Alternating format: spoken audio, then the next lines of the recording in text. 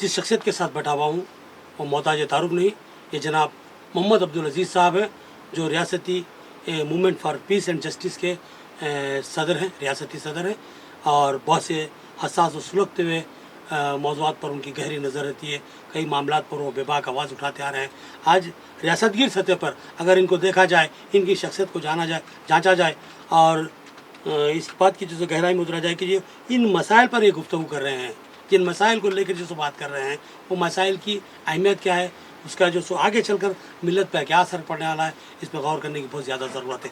कुछ अफराद हैं, चुनिंदा अफराद हैं जो हैदराबाद में रियासती सतह पर सरगर्दा हैं। उनमें से एक शख्सियत का नाम है मोहम्मद अब्दुल अजीज़, जो बहुत से हसास और सुलगते मौज़ूआत पर ऐवान हुकूमत और जो है सो ऐवान इख्तिदार को जो है सो बार बार मुतवज्जा करते रहते हैं और जो है सो इस बात की कोशिश करते हैं कि इन मसाइल की जल्द अज जल्द यकसूई हो सके। यहाँ पर बहुत से अहम मसाइल है जो गुफ्तगू तलब है। हम जो है सो शुरुआत करेंगे, जैसे कि आज ही हमारे जनाब मोहम्मद अब्दुल अजीज़ साहब का एक बयान हमारे सामने आया है और इसी बयान के ज़मन में हमने जो सो उसको मधु क्या यहाँ पर पूछने के लिए कि जो सो भाई आपने जो बयान दिया है इसमें किस हद तक सदाकत है और इस बात पे जो सो मुसलमानों को जो सो आगे चल के क्या रवैया अख्तियार करना चाहिए और किस अंदाज में जो सो आगे बढ़ना चाहिए। उन्होंने कहा कि आसाम और दीगर रियासतों में मरकज़ी हुकूमत की जानिब से एक बार फिर CAA NRC जैसे मौज़ूआत पर जो सो सवाल किए जा रहे हैं, सवाल उठाए जा रहे हैं।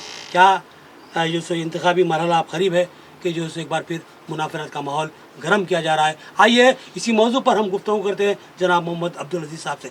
जनाब अब्दुल अजीज़ साहब, हम आपका आवाम TV की जानिब से खैर मकदम करते हैं और सबसे पहले आपसे ये सवाल करते हैं कि ये जो आज का आपका जो बयान सामने आया है, इस तनाजुर में जो सो एक तशवीश की जो सो कैफियत पैदा होती है, तो इस ज़मन में आप क्या कहेंगे इसकी वजाहत के लिए? देखिए, मैं सबसे पहले तो आवाम TV का मशकूर हूँ कि उन्होंने आज ही नहीं बल्कि बहुत से मौक़ों पर हसास मसाइल पर गुफ्तगू करने के लिए मुझे मदऊ किया और मैंने भी कोशिश की कि उन हसास मौज़ूआत पर आवाम की रहनुमाई भी की जाए और साथ ही साथ movement for piece and justice के मौक़िफ़ को भी लोगों के सामने रखा जाए बहुत वाज़ेह तौर पर। आज भी एक बयान सोशल मीडिया में और दीगर मकामात पर गर्दिश में रहा है और शायद कल अखबारात में भी आएगा।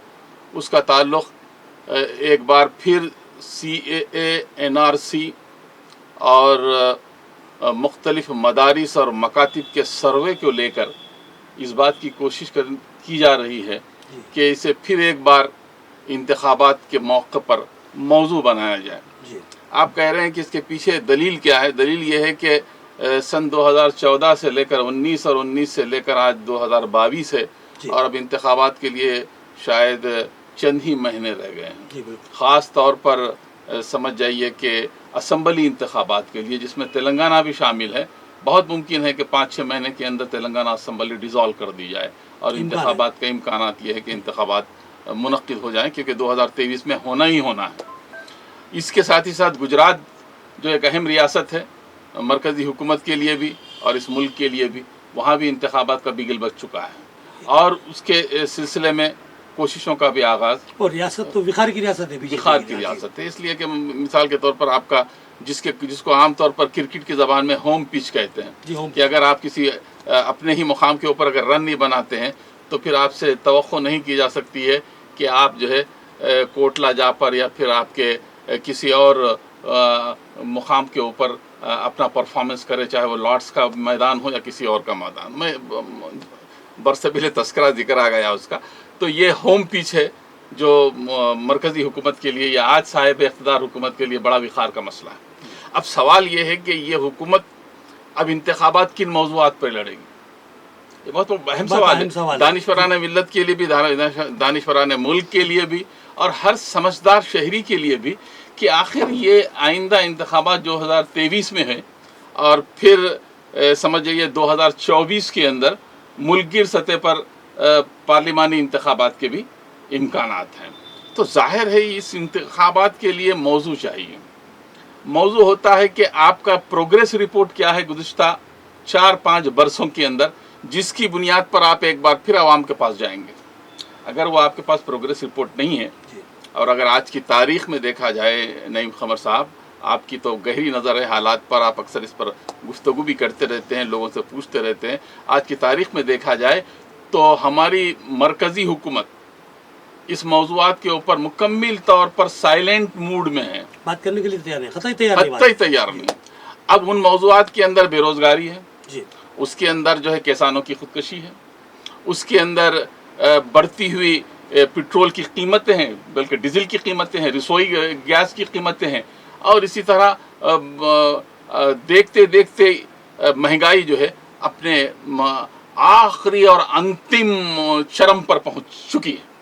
اب ظاہر ہے یہ میدان تو بند ہو چکا ہے ان کے لیے کہ اس کو لے کر وہ میدان میں جائیں گے اور کہیں گے کہ ہم نے یہ کیا ہے اور اب آپ ہمارے کو ووٹ دیجیے۔ اب لے دے کے ان کے پاس جو ہتھیار ہے اس میں ایک میڈیا ہے، جس کے بارے میں کسی زمانے میں نعیم قمر صاحب کہا جاتا تھا کہ یہ جمہوریت کا جو ہے چوتھا اہم ستون ہے، مطلب یہ کہ عدلیہ کے بعد، انتظامیہ کے بعد، اور پھر ساتھ ہی بات ساتھ اگر چھڑ گئی ہے صحافت کی تو آج میں بحیثیت صحافی کچھ الفاظ آپ کے گوش گزار کرنا چاہتا ہوں۔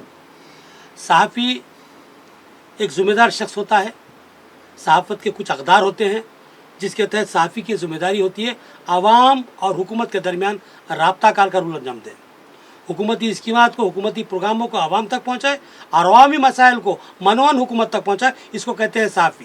حکومت کی جھوٹ اور سچ کو جو ہے سو عوام تک پہنچانا یہ صحافی کی ذمہ داری نہیں ہے، بلکہ اس کو زرد صحافت کہا جاتا ہے۔ اپنی بات چاہ رہے ہیں تو میں اسی سلسلے کو آگے بڑھاتا ہوں نعیم قمر صاحب آپ کی۔ حقیقت یہ ہے کہ یہ جو اہم ادارہ کہیے آپ یا ایک اہم ستون کہیے، گزشتہ کم و بیش 8 تا 10 برسوں سے اس کی کیفیت یہ ہے کہ یہ حکومت کے سر میں سر ملا رہا ہے، نہ صرف ملا رہا ہے بلکہ ایسا لگتا ہے کہ ان کا مکمل طور پر موت پیس بن کر رہ گیا ہے۔ کچھ اخبارات ہوتے تھے، کچھ رسائل ہوتے تھے جو اپنی اپنی حکومتوں اور اپنی جماعتوں کی نمائندگی کرتے تھے، لیکن اگر آج آپ کا پورا نیشنل میڈیا دیکھتے ہیں، الا ماشاء اللہ کو چھوڑ کر، استثنائی صورتوں کو چھوڑ کر، وہ ایک ہی سر میں بات کرتا ہے۔ وہ ایک طرف تو امیج بناتا ہے اس وقت جو صاحب اقتدار ہیں، اور دوسری طرف امیج گراتا ہے جو اپوزیشن کے اندر موجود ہے۔ یہ کام مسلسل طور پر جاری ہے، اور آپ نے جو بات کہی ہے کہ وہ تو ایک ماضی کا حصہ بن چکا ہے، جس میں یہ بات کہی جاتی تھی کہ میرا قلم تو امانت ہے میرے لوگوں کی، میرا قلم تو عدالت میرے ضمیر کی ہے، اسی لیے تو جو لکھا تپا کے جان سے لکھا، تبھی تو لوچ کمان کا زبان تیر کی ہے، میں کٹ گروں یا زندہ رہوں یہ یقین ہے مجھے، یہی سارے جبر کوئی تو گرائے گا، تمام عمر کی ایذا نصیبوں کی قسم، میرے قلم کا سفر رائے گا نہ جائے گا۔ یہ بات تھی صحافت کے اندر، جس میں سارے اخبارات بھی شامل ہیں، جس میں سارے رسائل بھی شامل ہیں، اور جس میں سوشل میڈیا بھی شامل ہے، جس میں ٹی وی چینل بھی شامل ہیں۔ لیکن آج ہم اس بے سر و سامانی کے عالم میں کھڑے ہیں کہ آپ کی آواز ایوان حکومت تک نہیں پہنچتی، بلکہ آپ کی آواز کو دبا دیا جاتا ہے، خواہ وہ کسانوں کی آواز ہو، اقلیتوں کی آواز ہو، محرومین کی آواز ہو، مظلومین کی آواز ہو، محکومین کی آواز ہو، اب ان کی آواز سنی نہیں جاتی۔ اب یہ جو میڈیا ہے وہ مکمل طور پر فروخت ہو چکا ہے، کمپلیٹلی سولڈ آؤٹ کیفیت ہے۔ یہ میں آپ کو آج کی استھتی کہہ رہا ہوں، اور بہت ہی ذمہ داری کے ساتھ آپ کے چینل سے کہنا چاہ رہا ہوں، یہ بات صرف ایک طبقے کے لیے، ایک کمیونٹی کے لیے آہنی کار یا نقصان دہ نہیں ہے، بلکہ یہ پورے ملک کے لیے، دستور کے لیے ایک بہت بڑا چیلنج ہے کہ کسی اتنے بڑے ملک کے اندر، جس کی آبادی 1 ارب 25 کروڑ سے زیادہ ہے، اگر یہاں عوامی آواز کو دبا دیا جاتا ہے تو پھر سمجھ جائیے کہ یہاں جمہوریت دفن ہو کر رہ جاتی ہے۔ المیہ ہے، المیہ ہے، یہ بہت بڑا المیہ ہے۔ اب آپ نے جو سوال کیا تھا اس پر میں آتا ہوں۔ آپ نے سوال کیا تھا کہ آخر اس کا مدعا کیا ہے، کہ جس کی بنیاد پر آپ نے یہ اسٹیٹمنٹ دیا ہے کہ ریاستوں کے اندر ایک بار پھر NRC CAA اور اسی طرح کے دوسرے موضوعات کو بحث بنایا جائے گا، تو میں کہتا ہوں کہ اس سے پہلے ایسا ہوا ہے۔ اس سے پہلے دیپاولی کو بھی موضوع بنایا گیا، عید کو بھی موضوع بنایا گیا، عیدگاہ کو بھی موضوع بنایا گیا، اور پھر شمشان گھاٹ کو بھی موضوع بنایا گیا، اور یہ کہا گیا کہ یہ جو ہے پولرائز کرنے کی کوششیں کی گئی۔ میں تفصیل میں جانا نہیں چاہتا۔ اب تک کے جتنے الیکشن جیتے ہیں وہ انہی موضوعات پر ہے، جس میں پلوامہ بھی ہے، جس میں پڑوسی ملک کے حالات بھی ہیں، اور اس میں آپ کے آرٹیکل 370 بھی ہے، اس کے اندر دیگر اور NRC اور CAA بھی ہے، جس کے ذریعے ثابت کرنے کی کوشش کی جا رہی ہے کہ ہم اس ملک کے اندر ایک ایسا اقتدار چاہتے ہیں، one nation one party one rule, اس طرف بڑھتے ہوئے قدم ہیں. اور یہ نوشتہ دیوار ہے جو آج میں نے اپنے اسٹیٹمنٹ کے اندر دیا تھا کہ اب ہر آدمی کو سمجھ لینا چاہیے کہ ملک کس طرف جا رہا میں ہے. یہاں پر آپ کو کہوں گا، یہاں پر عام آدمی تو سمجھ رہا ہے، لیکن عام آدمی کی جو قیادت کرنے والی سیاسی جماعتیں ہیں اس بات کو سمجھنے سے قاصر ہے. آج ان کا رول دیکھتے ہیں تو بڑا عجیب محسوس ہوتا ہے کہ ایسا محسوس ہوتا ہے کہ ملک میں اپوزیشن کا رول ختم ہو چکا ہے. یہ بہت بڑا عالم ہے آج کے دور کا. اپوزیشن کے انداز میں کام نہیں کر رہا ہے. تو میں یہ سوچ رہا ہوں کہ جیسے کہ آپ نے ابھی کہا ہے نوشتہ ہے دیوار ہے، ایک جو سو مخصوص ذہن کو جو سو مسلط کرنے کا اور ایک ڈکٹیٹرشپ کو لاگو کرنے کا، تو یہاں پر کیا یہ جماعتیں بھی اس ذہن کی حامی بنتی جا رہی ہیں؟ یہ بہت بڑا سوال اٹھ رہا ہے یہاں پر. بہت اہم سوال کیا میں نے، اور میں بہت بے باکانہ انداز سے اس کا جواب دیتا ہوں. بالکل میں یہ کہہ رہا ہوں کہ اپوزیشن آج جس مقام کے اوپر پہنچا ہے وہ در حقیقت اسے ہم اپنے زبان کے اندر اگر کہیں تو یہ قانون مکافات ہے. صورتحال یہ ہے کہ جو کچھ آپ نے بویا تھا آج وہی آپ کاٹ رہے ہیں.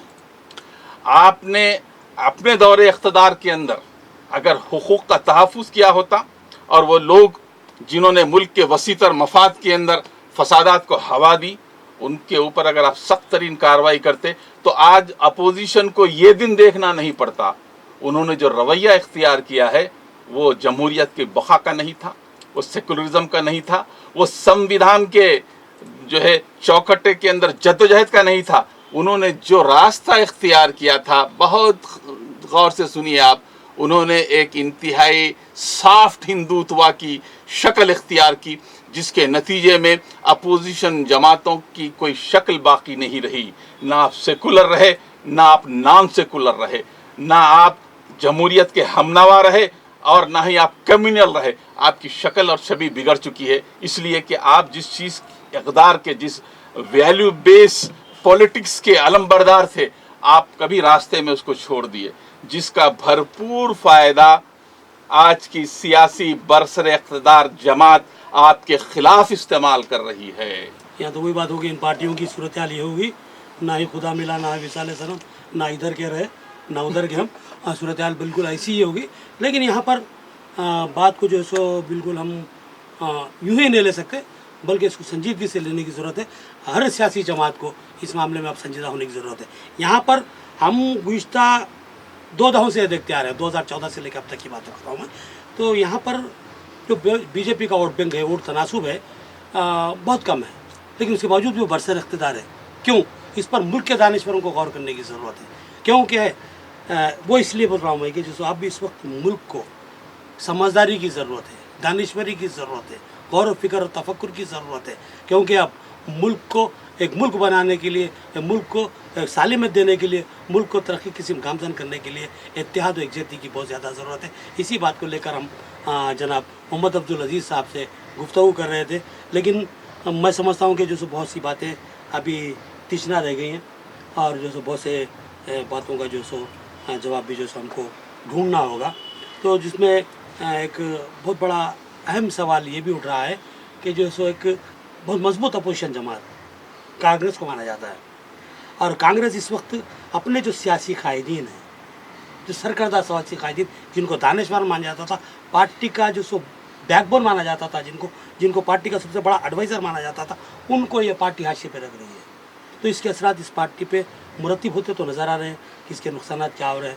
لیکن اگر یہ حالات کو سدھارنا ہے آپ، اور جو سو یہ منافرت کے ماحول کو ختم کرنے کے لیے ڈٹ کے مقابلہ کرنا ہے، تو ملک کی اپوزیشن پارٹیوں کو اور بالخصوص عوام کو کیا رول پلے کرنا چاہیے، اس سالوں سے آپ کیا کہیں؟ بہت اچھی بات آپ نے کہی ہے. میں نے کہا کہ جو کچھ ہوا ہے بہرحال سمجھ جائیے کہ سیاست کے اس میدان میں ہم نہیں کہہ سکتے کہ کوئی بھی جو ہے دودھ کا دھلا ہوا نہیں ہے، بلکہ ہر ایک کے ہاتھ کہیں نہ کہیں رنگے ہوئے ہیں.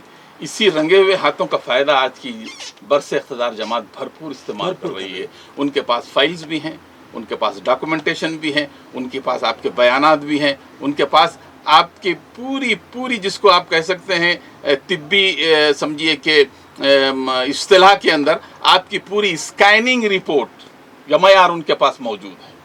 اور اس کے ذریعے وہ جانتے ہیں کہ آپ کیا کچھ تھے, کیا کچھ ہے اور کیا کچھ کریں گے. یہ بات پارلیمنٹ کے فلور پر بھی کہی گئی ہے کہ زیادہ باتیں مت کیجیے آپ لوگ, آپ کی ساری فائلیں ہمارے پاس موجود ہیں. میں کہتا ہوں کہ یہ در حقیقت اپوزیشن کو یرغمال بنانے کی کوشش بھی ہے, اور ساتھ ہی ساتھ جو کچھ ماضی کے اندر ہوا ہے موجودہ حکومتوں نے اس کو مکمل طور پر اپنے قبضے میں لے کر ان کے ساتھ بارگیننگ کی ہے اور بارگیننگ کر رہے ہیں, جس کی وجہ سے خود ان سیاسی جماعتوں کے اندر پھوٹ کے بہت اہم جو بہت اہم پھوٹ کے بات اثرات سامنے پیدا ہو چکے ہیں. سوال یہ ہے کہ اگر تم ہمارے ساتھ نہیں آتے تو تمہاری فائل کھولی جائے گی. ایک کے بعد دیگرے اس ڈوبتے ہوئے ٹائٹانک سے جو لوگ کود رہے ہیں, آپ ان کے حالات پر گہری نظر رکھیں تو ان کے تانے اور بانے کاروباری دنیا میں پورے کرۂ ارض پر پھیلے ہوئے ہیں. ظاہر ہے اتنے وسیع کاروبار کو بچانے کے لیے کسی آدمی کا کسی پارٹی کو چھوڑ دینا کوئی معنی نہیں رکھتا, خواہ وہ پارٹی 100 برس کی ہو, خواہ وہ پارٹی 200 برس کی ہو. جو کچھ آپ دیکھ رہے ہیں در حقیقت اس وقت لوگ اپنے بچاؤ کے لیے, یعنی کہ اب ملک اور عوام کا مفاد کوئی معنی نہیں رکھتا, اپنے بچاؤ کے لیے کود رہے ہیں. جیسے کہ کوئی جہاز جب آگ کی زد میں آتا ہے تو پیراشوٹ لگا کر لوگ اپنی جانیں بچا لیتے ہیں, جب ڈوبنے لگتا ہے تو لوگ جو ہے اپنے اپنے جسموں سے جو ہے مختلف چیزیں باندھ کر جو ہے پانی میں کود جاتے ہیں تاکہ جہاز ڈوبے تو ڈوبے لیکن ہم نہیں ڈوبیں گے. یہ اس کیفیت کے اندر آپ یہ جو سیناریو آپ نے بتایا ہے, جس کی طرف میں نام لے کر اشارہ کرنا نہیں چاہتا, یہ در حقیقت اپنے ہی اعمال ہے, اپنے ہی کردار ہے, اپنی ہی کیفیت ہے جس کے اندر یہ لوگ مبتلا ہیں. لیکن اس کے باوجود بھی میں اب اس وقت کہنا چاہتا ہوں کہ ظاہر ہے محض مسائل پر گفتگو کرنے اور کسی کو مورد الزام ٹھہرانے کے بجائے اب یہ کوشش کی جائے کہ ان حالات میں فضائی طاقتوں کے بالمقابل وہ لوگ جو ایک خاص اقلیتوں کو نشانہ بنا رہے ہیں, وہ لوگ جنہوں نے سنویدھان کی تبدیلی کا بیڑا اٹھایا ہے, جو اس ملک کو ایک ہندو راشٹر بنانا چاہتے ہیں, جو یہاں کے سیکولر دھارے کو ختم کرنا چاہتے ہیں, جو یہاں کے سمجھیے کہ تاریخ کو تبدیل کرنا چاہتے ہیں. آپ سمجھیے گلی اور کوچوں کے نام اور یونیورسٹی کے نام بدلے نہیں جا رہے ہیں, ہندوستان کی تاریخ سے چن چن کر نامیں نکالی جا رہی ہیں, اور اس تاریخ کے اندر جن لوگوں کا سب سے بڑا یوگدان تھا, مجھے کہنے میں کوئی شبہ نہیں, مورخین اس بات کے اوپر گواہ ہیں کہ اس ملک کے اندر جو کمیونٹی اور جو اقلیتیں اس وقت سب سے زیادہ صدمے جھیل رہی ہے, جس کو مسلم اقلیت کہا جاتا ہے, وہ آزادی کی جنگ میں پہلے نمبر پر تھی. میرے لہو کی دھار سے وطن کی بیڑیاں کٹی. ہے کوئی انکار کرنے والا تو مجھے بتائیے آپ. دنیا کے مورخین اس کے اوپر گواہ ہیں, خود انگریز مورخین گواہ ہے کہ اگر اس پورے معاملے کے اندر خلافت موومنٹ شامل نہ ہوتی تو تنہا کانگریس یا دیگر اور جماعتیں آزادی حاصل نہیں کر سکتی تھی. ظاہر ہے ان حالات کے اندر جب یہ ساری چیزیں داؤ پر لگی ہوئی ہیں تو اس وقت ان طاقتوں کو مجتمع ہونے کی ضرورت ہے. ایک اہم سوال جو کیا جا رہا ہے ہمارے نعیم قمر صاحب, جس کا اپوزیشن کے پاس جواب نہیں ہے, وہ سوال کا جواب انہیں ڈھونڈ لینا چاہیے. سوال یہ کیا جائے تمہارے پاس چہرہ کیا ہے آئندہ 2023 یا 24 کے الیکشن میں. یہ اتنا بڑا $1 ملین کوشچن ہے جس کا جواب آج نتیش کمار صاحب جو چیف منسٹر ہیں بہار کے, جب مختلف مقامات پر وہ گئے کہ سیتا رام یچوری سے انہوں نے ملاقات کی, انہوں نے اپوزیشن لیڈروں کے اندر جو ہے خاص طور پر چیف منسٹر دلی اروند کیجریوال سے ملاقات کی, اور پھر مختلف دلی کے اندر جو ہے جو نمائندہ لوگ ہیں ان سے ملاقات کی. ہر جگہ پریس واروں نے ان کو گھیرا. یہ ایک نیریٹو ہے جو اس وقت میڈیا بنا رہا ہے. اپوزیشن کو چاہیے کہ اس کا بے باک جواب دے. وہ نیریٹو یہ ہے ہمارے پاس تو امیت شاہ ہیں, ہمارے پاس تو نریندر مودی ہے, تمہارے پاس کون ہے؟ تو سوال یہ ہے کہ آپ کو یہ کہنا پڑے گا اور آپ کو یہ ثابت کرنا پڑے گا کہ ہم جو لیڈر ہے, ہمارے پاس بھی لیڈر ہے. آپ کو بتانا پڑے گا. میں کہتا ہوں اس سوال سے مت بچیے آپ. یہ ہندوستانی عوام بھی یہی سوال کر رہے ہیں کہ تمہاری صفوں کے اندر اتحاد نہیں ہے, تم ایک جٹ ہو نہیں سکتے, تم الیکشن لڑ لو گے لیکن مل کر حکومت نہیں کر سکو گے. یہ سوال لوگوں کے ذہنوں میں مشکوک ہو رہا ہے اور شک کی سوئی تمہارے طرف آ رہی ہے, اپوزیشن کی طرف, اور اس کے بالمقابل ابھی آپ نے ایک بات چھیڑی تھی, میں اس کا جواب دیتا ہوں ناظرین کو. بات طویل ہو رہی ہے لیکن یہ ریکارڈ کے اندر آ جانے دیجیے کہ 35-37% وہ ووٹ ہے.